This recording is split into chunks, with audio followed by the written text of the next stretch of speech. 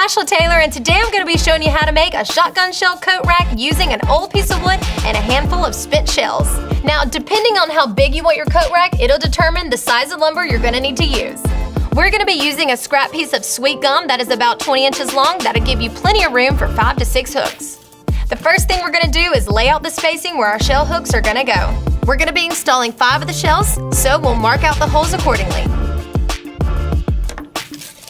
Alright, once our board is marked, we can then drill the recesses for our dowels. Since we're using a 5/16 inch dowel for our 12 gauge shells, we will drill our recesses with the same size Forstner bit. Be sure not to drill all the way through, making it easier to glue in our dowels.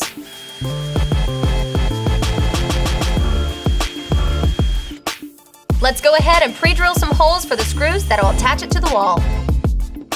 Alright, now that we've got all of our recesses drilled, we can go ahead and cut our dowels to fit our shells. Just use the shotgun shell to mark the length of your dowels and cut them to that length.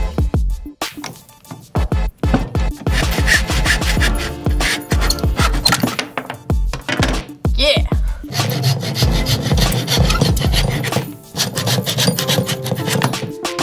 Alright, well there's all 5 of our dowels. Let's get these babies glued in. Before inserting the dowels, just drop in a dab of glue. Hopefully you'll have a tight fit with your dowels, so you may need to tap them in with a hammer.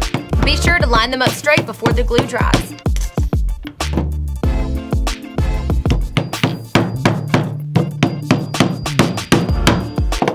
Alright, now our coat rack is basically built. We just need to make it Hunter approved.